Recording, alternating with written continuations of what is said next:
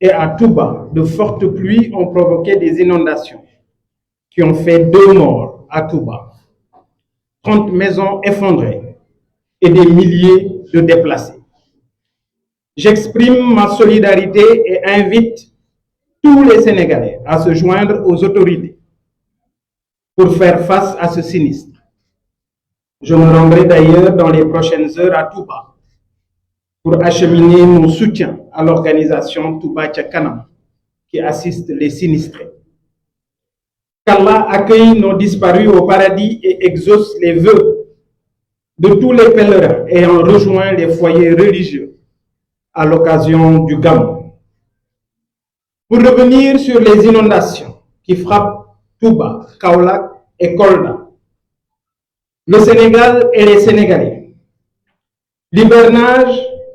ne saurait être imputé à un parti politique, mais la gestion et la prévention des inondations et catastrophes naturelles incombent au gouvernement. À défaut de convoquer la cellule nationale de prévention et de lutte contre les inondations, le gouvernement, sous la coordination du ministre de l'Intérieur, est tenu d'évaluer l'opportunité de déclencher le plan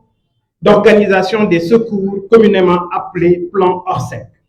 en vertu du décret 99-172 du 4 mars 1999. Nous interpellons ici le gouvernement et son Premier ministre Ousmane Sonko sur la responsabilité de trouver une réponse appropriée à la situation de catastrophe naturelle à Touba et à Kaolack et dans toute autre région sinistrée du Sénégal pour fournir l'assistance adéquate aux milliers de sinistrés. Cette responsabilité gouvernementale est au-dessus des agitations stériles de Cheikh Tidiane Dièye qui devrait plutôt répondre aux accusations et alertes lancées par l'ancien DG Cheikh Dieng qui nous avait quand même prévenus.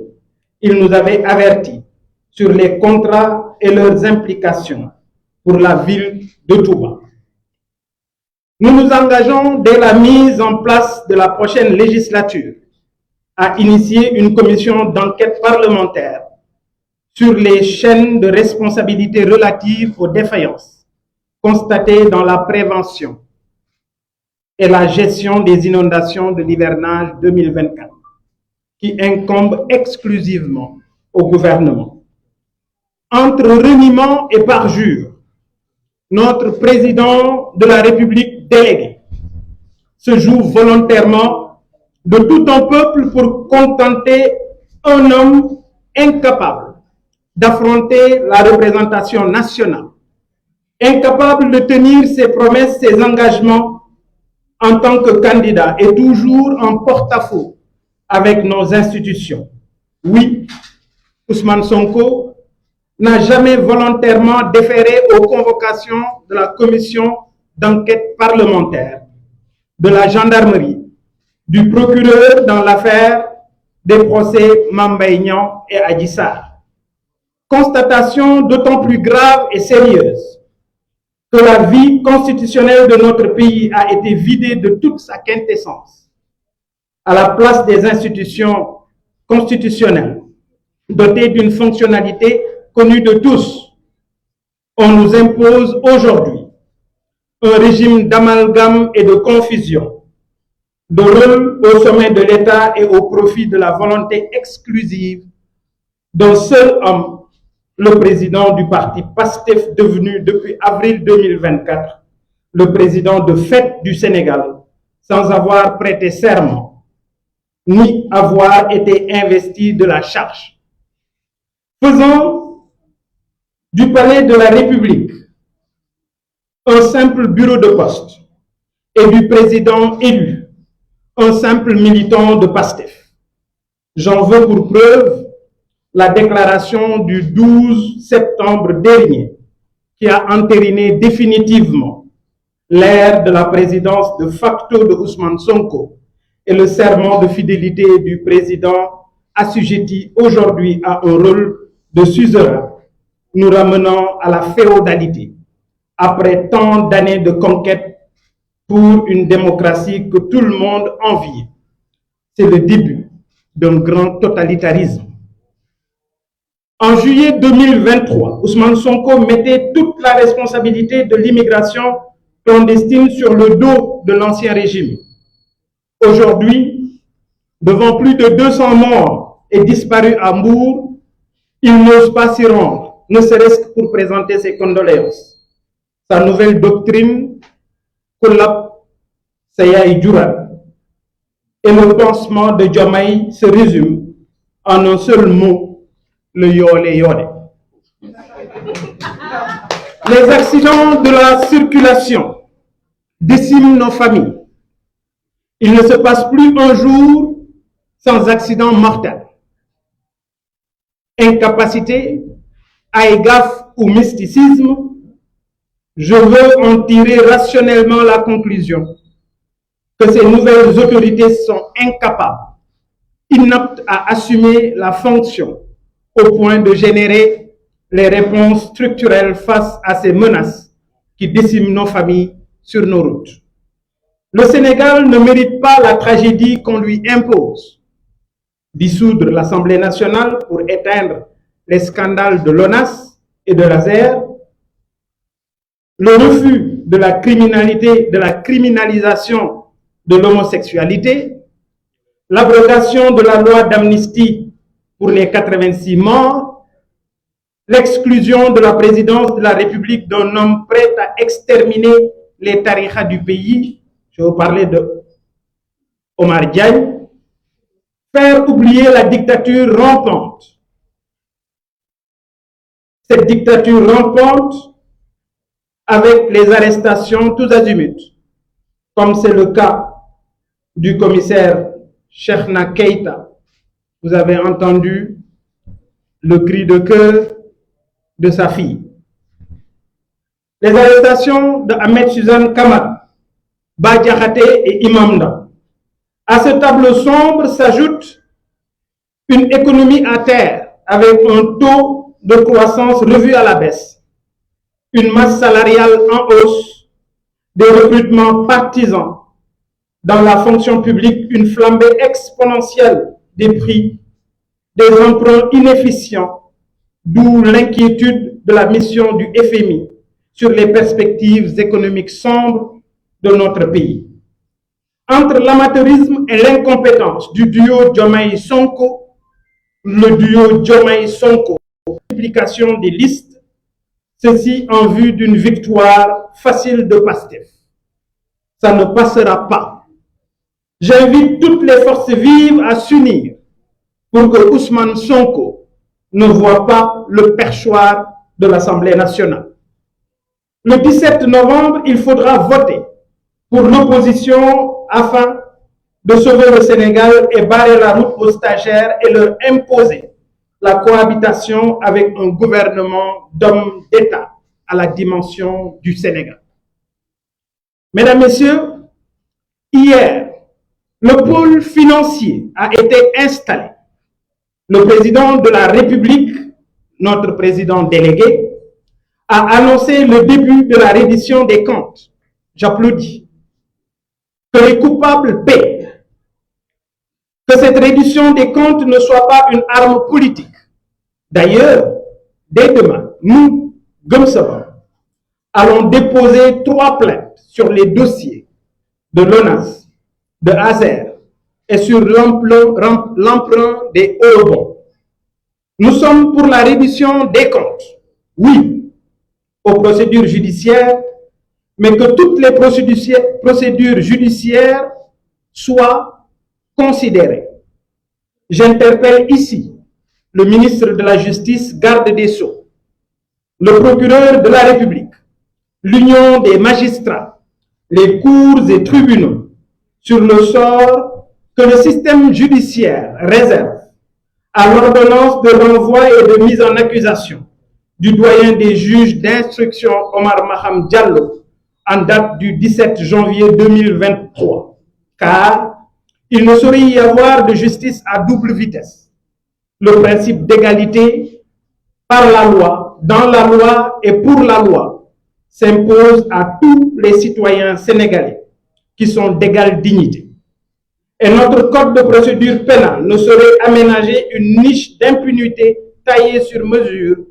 pour un citoyen, fût-il un Premier ministre. Lundi dernier,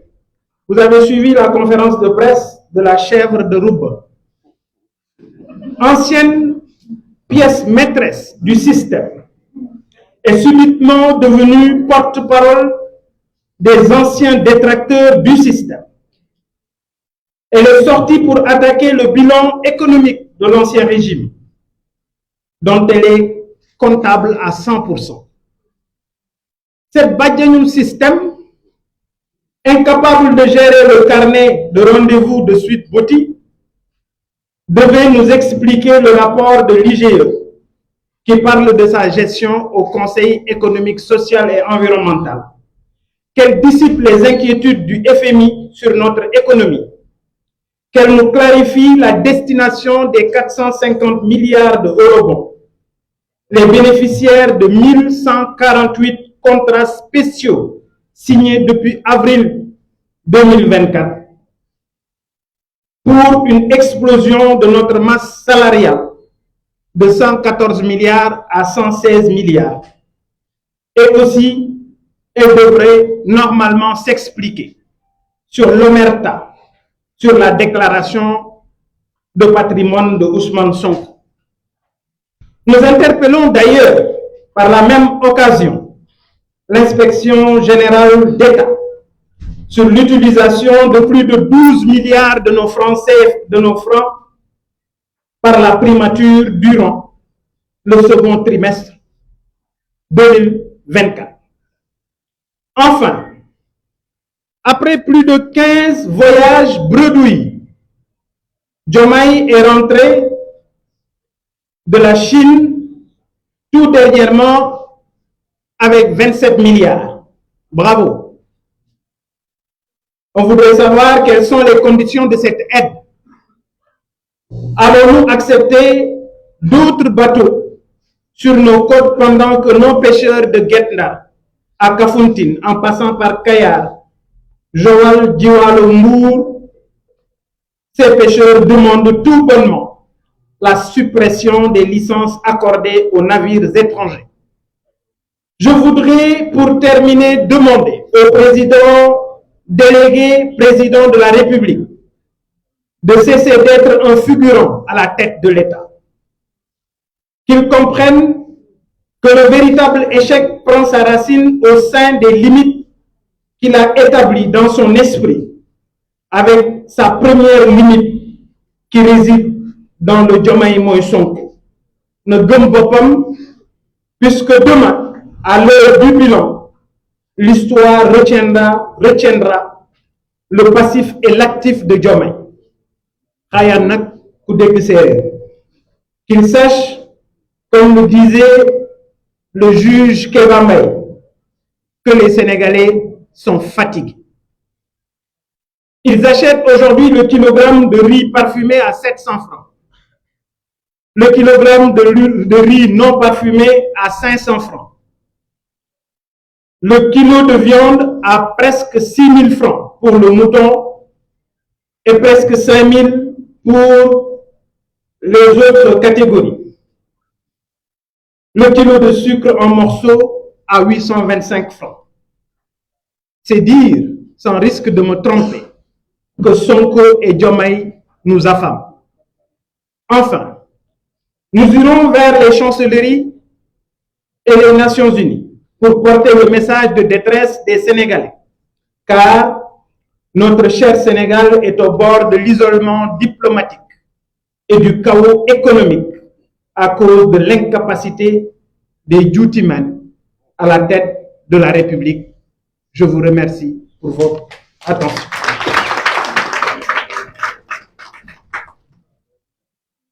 maa ngi leen di gërëm di remercier presse bi ñëw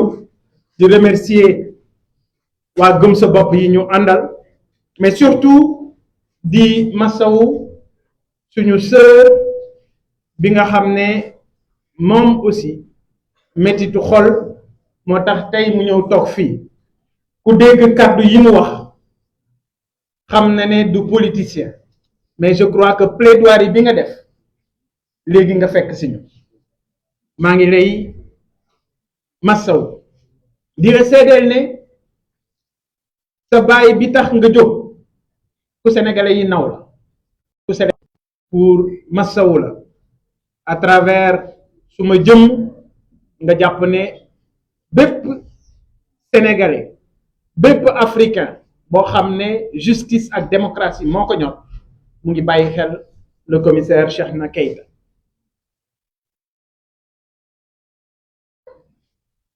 may jaale ñëpp ñi nga xam ne ñàkk nañu ci fan yi li fi xew mu di ñiy dee ci géej gi mais surtout régime bu ay gaaf bi mu ñëwee ak léegi nit ñi nga xam ne ñu ngi faatu ci anam gu nekk may jaale seeni mbokk démb diggante Kaolack Touba ak Kolda am na taw yu metti yu fa am mu indi ay inondation fu ci mel ni Touba ñaari nit ñàkk nañu fa seen bakkan fu ci mel ni Touba fanweeri kër ndox yi daldi na koy màbbal waaye ay junni doomu aadama foofu ca Touba tey ji génn nañu seeni kër parce que ndox mi nangu na ko li ci gën a metti nag mooy ne taxawaay bi ñu leen waroon a taxaw te nga xam ne état moom la loolu tegu ci ay ndoddam malheureusement état bi ñu yor état seetaan la état xusma ñàpp la état la boo xam ne li ñuy wax moo ëpp li ñuy jëf moo tax wax nañu ba falu ñu bëgg continuer di ñu gouverner ci ay wax te loolu deesu ko nangu sénégalais yi nekk ci tolof-tolof ñi nekk ci inondation bi lu ne kët lu ne jonn moo koy faj moo tax ma woote mais sénégalais yi ku ci nekk jóg leen ngeen dem ànd ak autorité yi lu waay am lu waay mën pour jàppale leen nañu jóg te xam ne Sénégal lañu ko defal suñu ay mbokk lañu ko defal suñu ay doom lañu ko defal suñu ay jarbaat lañu ko defal suñu njaboot lañu ko defal mais Sénégal ci boppam lañu koy defal organisation bi war nag ci secours yooyu état daf ko organiser moo tax ci sama kàddu dégg ngeen ma ne ndimbal taxawuñu nekk ci mbënd mënuñoo jël nawet bi di ko askanale naan nawet bii du suñu nawet ak nawet bee di ñëw mooy suñu nawet waaw ana nawetu yàlla ma ne bu ñu caaxaane réew nawet mënee su ko féetale ak di ko askanale déedéet bu musiba taxawee ci réew mi lu ne kët lu ne jonn moo koy faj et état dañu ko organiser moo tax am na cellule boo xam ne ci état dafay organiser lépp lu jëm ci wàllu coordination ci mbirum prévention jëm ci mbirum mbënd ak lu ni demee waaye bu fekkee ne ñi ñu fi nekkal télé nañu télé goo xam ne ba waajal mbir mënuñu koo def waay nañu déclencher sax plan Orsec parce que plan Orsec dafa bokk ci architecture bi nga xam ne état daf ko prévoir pour catastrophe yu mel ni ñu war leen a taxaw te loolu ministre de l'intérieur moom moo war a décider pour déclencher le plan Orsec boobu Touba mérité nañu ko wax dëgg yàlla ndax nag bu ñuy fàttaliku Touba xëdd nañu wote ji ndogu nañu jubilé gàmm nañu génn seen kër kon war nañ leen bàyyi xel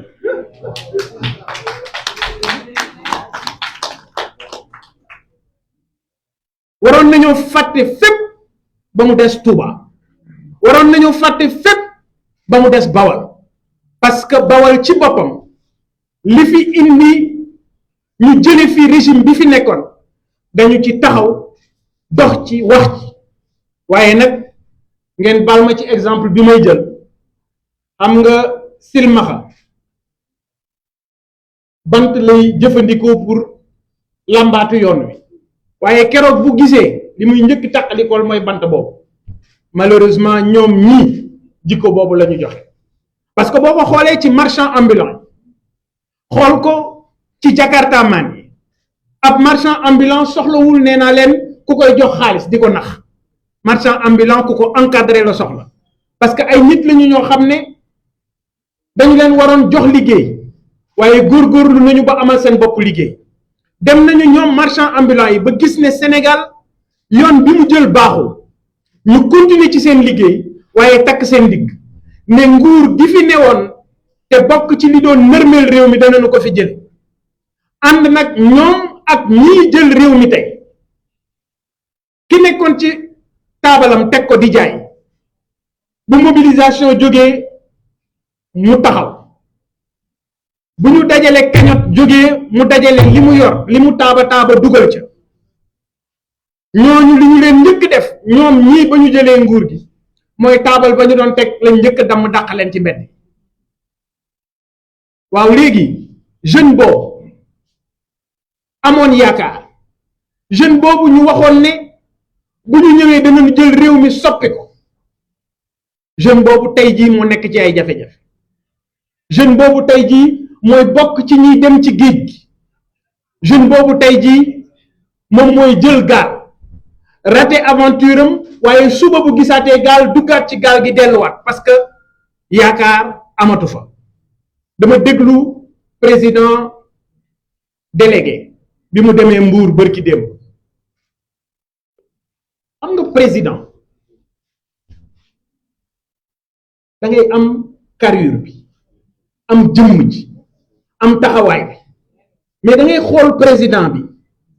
tu as l'impression que xusma ñàpp la ñu jël defal ñu ko président mais malheureusement ki ma ci mere kenn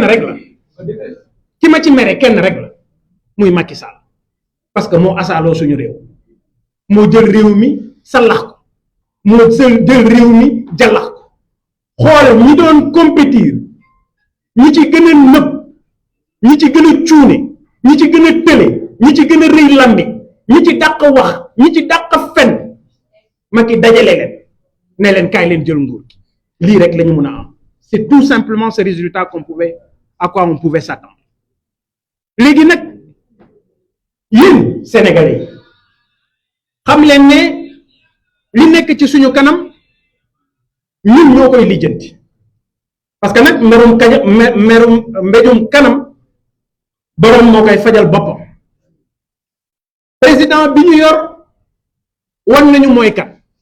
parce que bu fekkee ne yow président sa kàddu jarul dóor sa doom lu ñu doon wax ci Macky Sall lu mu la wax jarul dóor sa doom man maa ko doon wax ñu xeex ko ba mu jógee fi yàlla ñëw indil nu ko pire Macky Sall nga signé bind ne le 13 sab soq ne le 12 nga ñëw waxtu jëf jot nga jëfe la soq ba waxoon waaw ndax yow kilifa nga déedéet amoo signature man defe ne woon naa woyo signature waa jëlee rek lañ ko doon wax mais ndekete kii ñu yor moo gën a woyof signature ci àdduna et je me demande d'ailleurs parce que ce que les gens ne comprennent pas bi ñu waxee le 13 ne dañuy def déclaration de politique générale mais est-ce que xam nga ne suñuy partenaires financiers ñi nga xam ne Sénégal day jëflanteeg ñoom mais est-ce que xam ngeen ne ñooñu ñëpp dañ leen joxoon carton d'invitation pour ñu ñëw Assemblée nationale dañoo waroon ñëw teew si ñooñu nga xam ne président day signé ak ñoom ñooñu bi ñu leen yëgalee ne déclaration de politique générale amul mais ñooñu gàcce la ñu am mais man nag bettu ma non xam nga yenn saa yi dama doon wax yenn saa yi ma wax dara ci Macky Sall gars yi ne non mais Bougane mi dafa xam Macky Sall trop Bougane dafa ñeme Macky Sall trop ma ne leen ñemewuma ko xamuma ko mais dama ko jàng mais gis nga waa ji waroon dem assemblée nationale en fait musul sax bëgg dem musul waaj pour dem pourquoi parce que mbaqat xam nga booy xool ragal dëgg ci Sénégal le premier ragal du Sénégal c'est Ousmane Sonko la preuve ba ngeen ko déggee muy wax ne oui dem naa seetaani dem naa gisi sama yaay tàggu naa ko waxtaan naa ak moom nangam lu leen si dégg dafa dem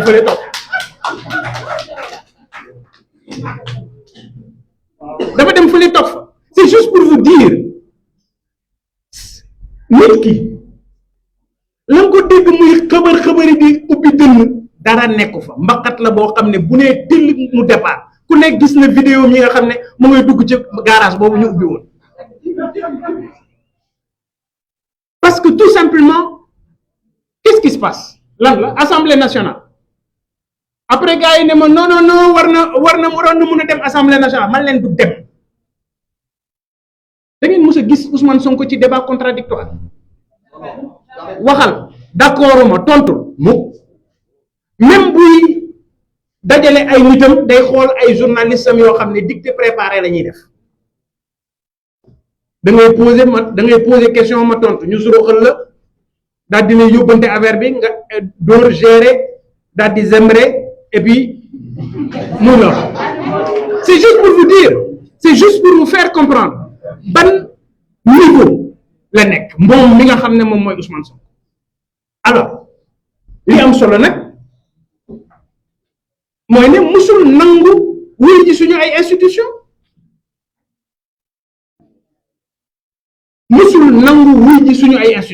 benn nanguwul wuy ji procureur nanguwul wuy ji commission d'enquête parlementaire bi ñu fi taxawal ba ñu ko woowee ci coowal Adji Sarr ak Mame Mbaye Niang wuy jiwul mais léegi du moom mooy premier ministre non mais tey am na latitude la mu doon wax ne dañuy manipuler justice bi mais justice bii nii ngeen manipuler wu ko ci sama yaakaar xanaa du ñàkk parfois rek ñu yónnee ko vidéo ne ko ma jàpp waa ji wala ma bàyyi moo ko wax dafa tasle maanaam lu nit di diil ak moom bu yóbboo nga ànd ak yàlla te xam looy wax du ne nitu dëgg la de maanaam làmmiñ bi moo mënul téye secret làmmiñ mënta téye secret la preuve la mu waxtaan ak Diomaye laata Diomaye di voyager live na wax ñu ko bi Diomaye ñëwee def discours solennel am daanaka da doon waxaat rek parce que li mu doon wax yëpp ñun xam nañu la preuve bu ngeen fàttali ko moom Diomaye bi muy def discours am bi muy wax wolof bi man posté naa sama réaction bi muy posté moom bi muy def discours am deuxième partie bi man njiitu gëm sa bopp posté naa sama réaction parce que fekk na man bind naa la may bind ba pare parce que xam naa la ma doon wax mais kon nit kooku du nit koo xam ne nit ku ñu war a bàyyi xel la du nit koo xam ne nit ku nit ñi war a jox seen ëllëg la parce que nag tey jii li xew ci réew mi bu ngeen ko xoolee yéen ñëpp xam ngeen ne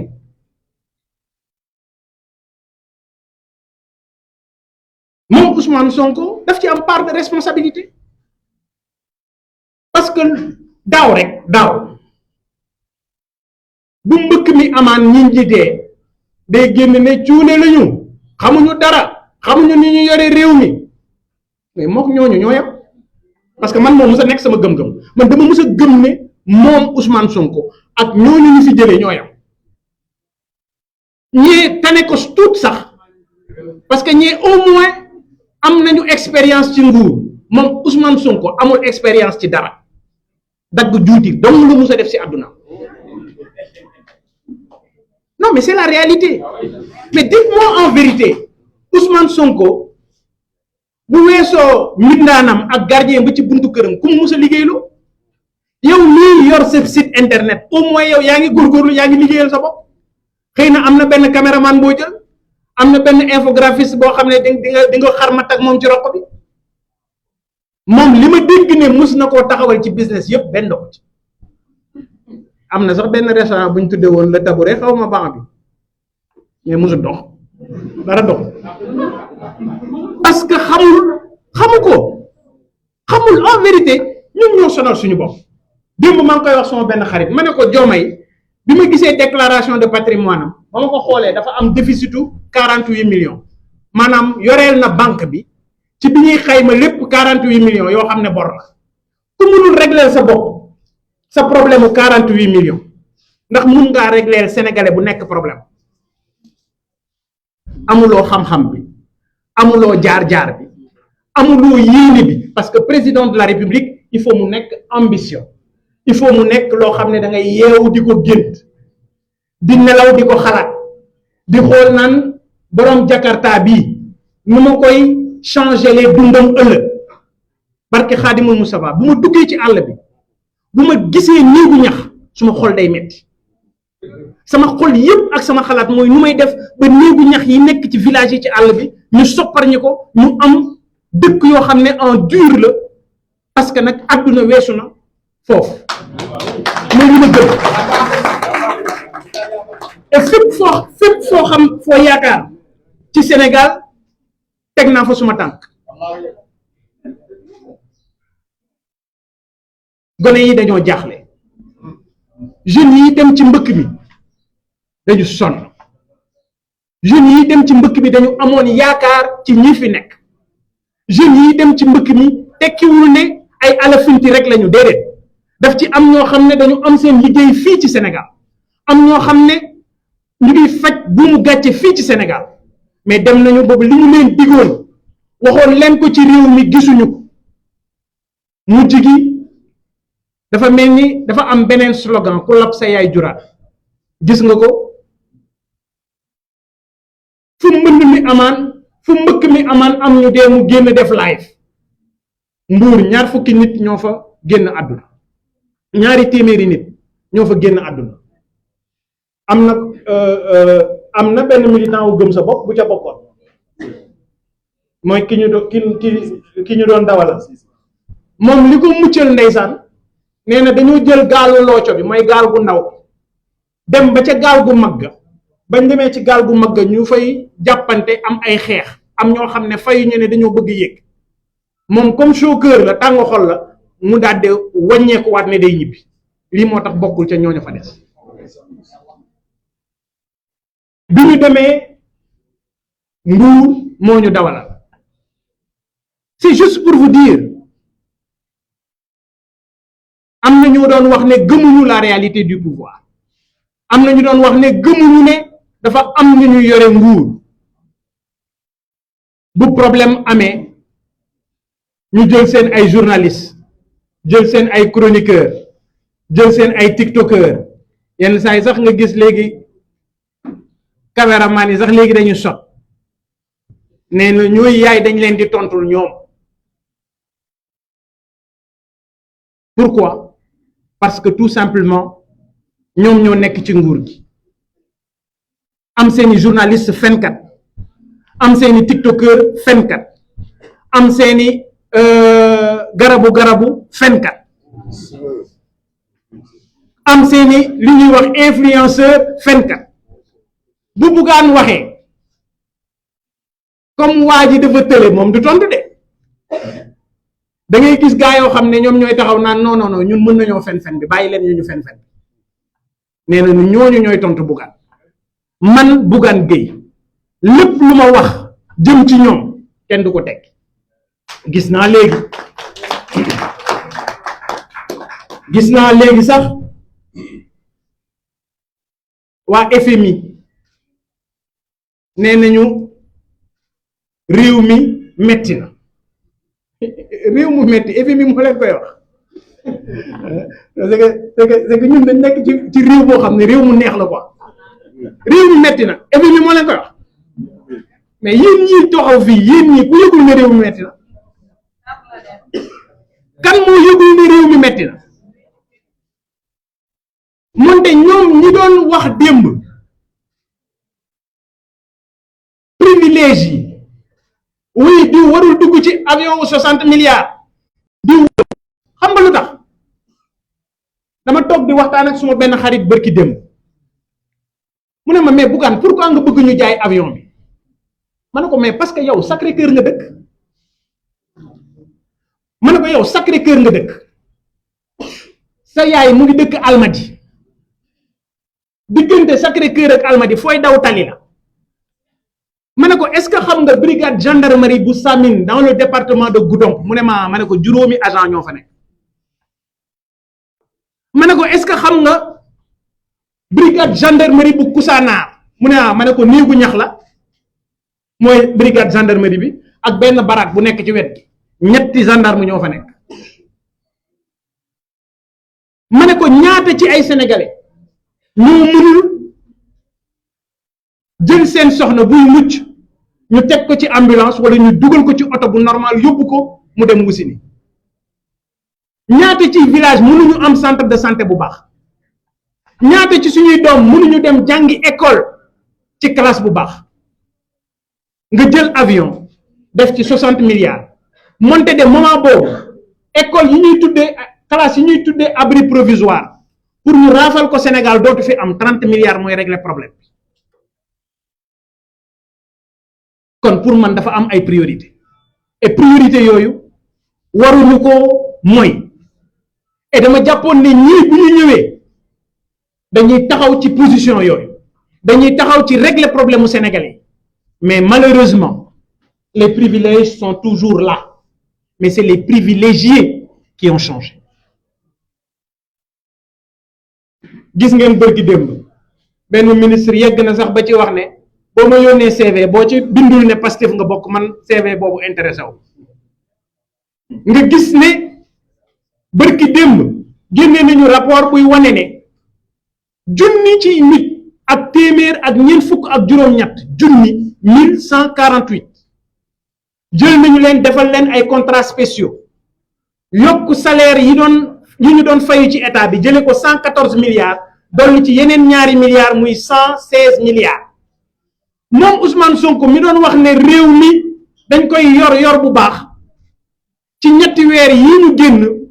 moom primature 12 milliards la jëfandikoo moom Diomaye ca présidence 34 milliards la jëfandikoo yéen ñii la réew mi naqari ci yéen yow sénégalais biy jóg di taaba yow miy gobar jaasi yow miy toltolaan togg añ tibb ci reer yow la Sénégal jafe ci yow mais ñoom ñi nekk ci nguur gi non Sénégal jafewul ci ñoom Sénégal bu neex ñoom la ñuy dund la ñu doon gis ci Macky Sall ñuy gundaandaat yor alalu réew mi di ci def seen balaxal madda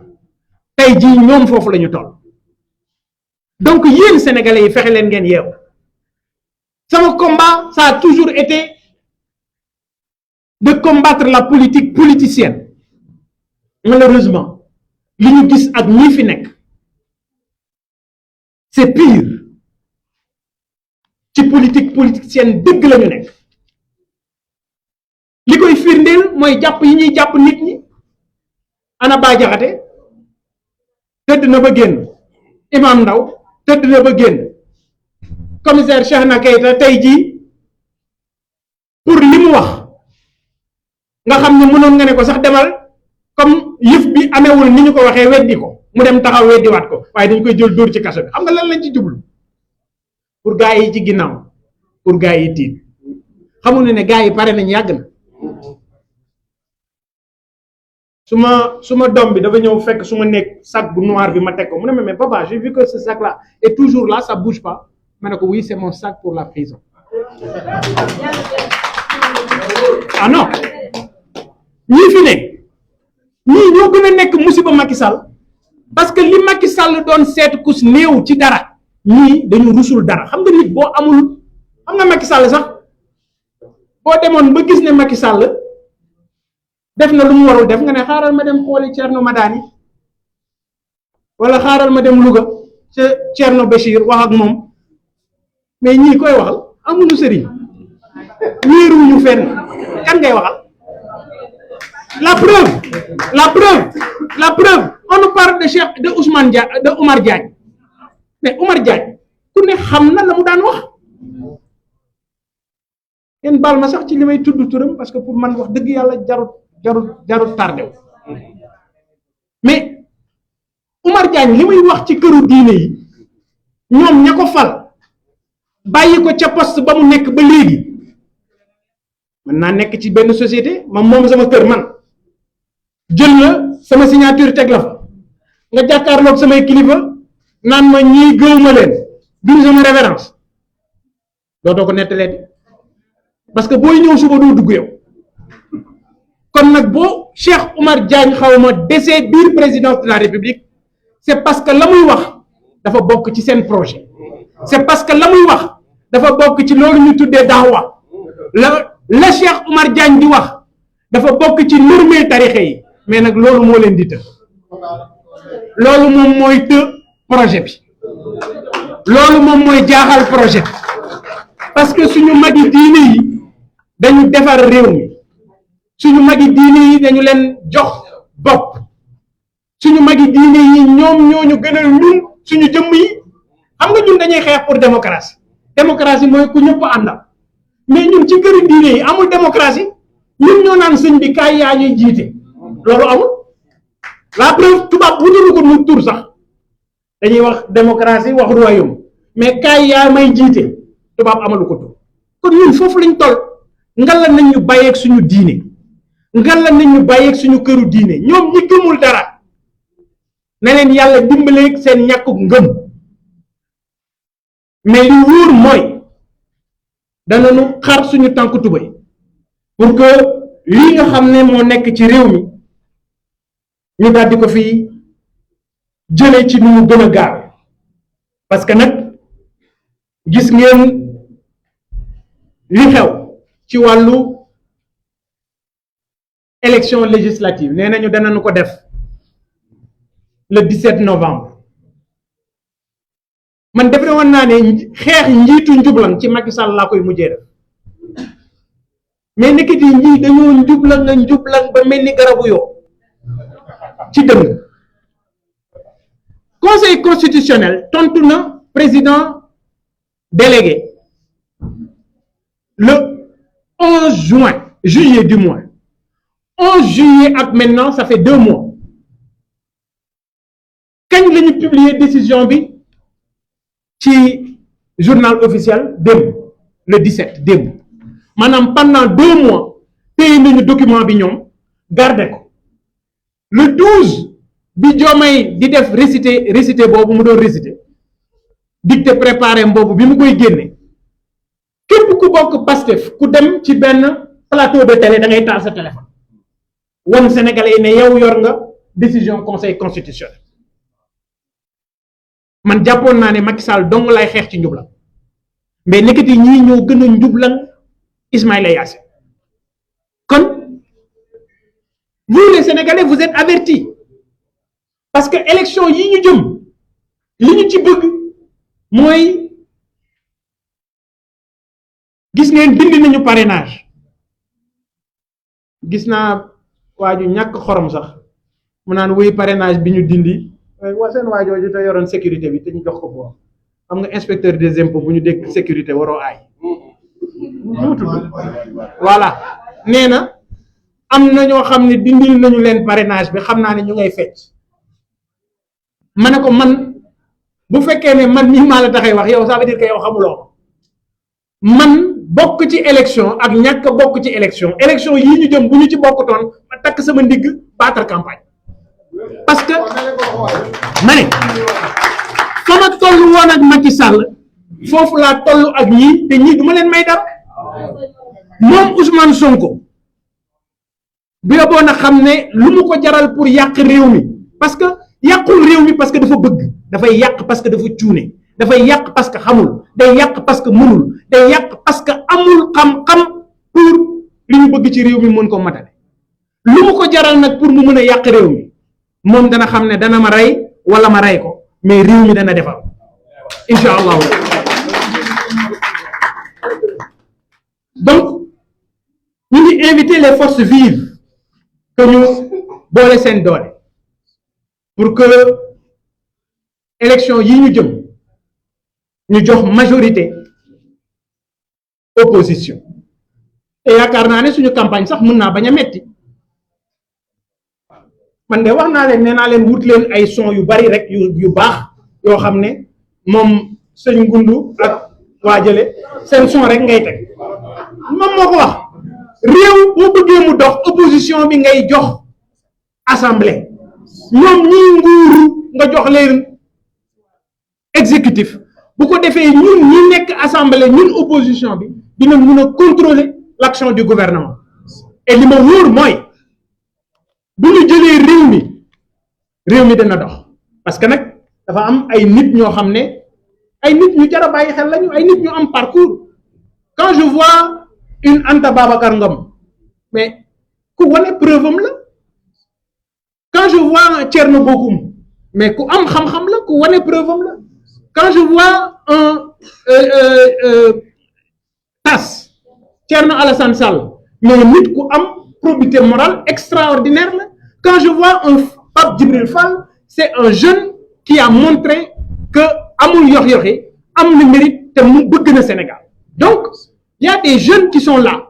qui sont une alternative crédible ñooñu nag bu leen mag ñi gungee bu leen mag ñi jàppale mën nañu defar réew moo tax li ñuy wax ne teg nañu pôle judiciaire financier d'accord ma woon ci CREI yi parce que CREI yi nañu ko tëggee baax waaye bii ñu teg démb man gis naa ci ay magistrats yoo xam ne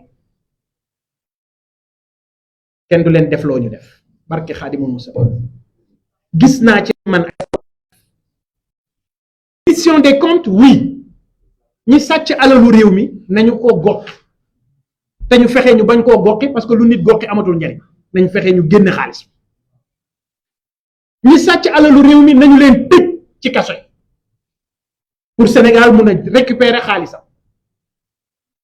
ay li may bañ rek mooy làq dóor doom làq doom dóor doom moo tax ñun ñu ne pôle financier boobu danañu fa déposer ñetti plainte ñun danañ leen jox liggéey parce que nag yéen xam ngeen ne coowal assemblée nationale bi yëpp lenn dong lañ ci jublu woon pour ñu bañati wax ci mbirum ONAS coowal assemblée nationale bi yëpp xam ngeen ne lenn dong lañ ci jublu woon pour coowal ASER ñu bañ ci waxati xam ngeen ne lañu tax ñu patamee paraxi xaatar yi ba daal di tas assemblée nationale loi ba ñu dugaloon pour criminaliser góor jigéen la ñuy bañ loolu mu yemb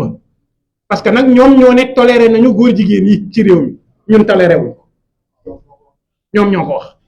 kon du ñu leen fi jox benn doole assemblée nationale pour ñoom ñuy indi tolérance góor jigéen ci réew ñeen xam ngeen ne li tax ñu paraxee tas assemblée nationale mooy tëj la nit ñi ci coowal Cheikh Oumar Diagne waaye nañu xam ne sénégalais yi taxaw nañu jatu ni soccat te fas yéene nañ ko jëflante ak ñoom kon ñi jiite wàllu justice ci réew mi nañu xam ne sénégalais yi ñu ngi leen di bàyyi xel waaye gis naa bàjjanu système bi altine moom bayu rubb bi ba mu génnee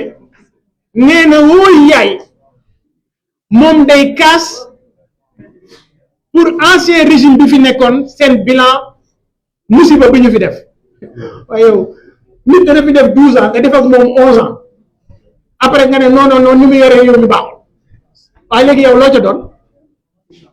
moo tax ma ne ko na góorgóorlu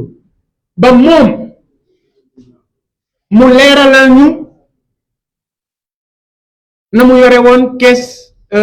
conseil économique social et environnemental parce que nag moom ci boppam rapport daf ko joxoñ baaraam tuuma moom Boyum Rouba mooma rapport IGE daf ko joxoñ baaraamu tuuma na leeral loolu comme day wër di leeral rek nañu wax jaaxle bi waa FMI am comme day wër di leeral rek nañu wax 450 milliards yi ñu leb te tey jii ñu ne keesu réew mi amul dara fu xaalis bi jaar ci faqul bënnul la fa newoon jugu fa nañ ñu wax fu xaalis bi jaar ana xaalis bi moom Boyum Rouba moomu nañu wax lu tax Ousmane Sonko deful déclaration de patrimoine Diomaye def na déclaration de patrimoine ñu xayma ko ci genn wàllu milliard ci koo xam ne daggkatu juuti dong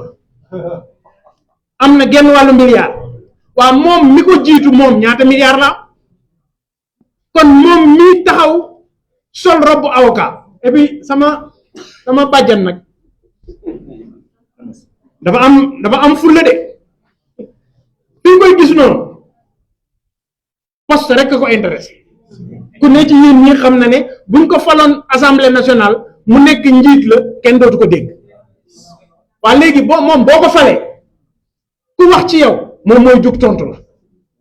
boo ko follee yow boo waxee moom dana jóg tontu la gis nga bañ ko falee ak léegi fu ñu waxee jëmee ci gaa yi moom mooy gën tontu gaa yi am na fulla li ci des nag ñun sénégalais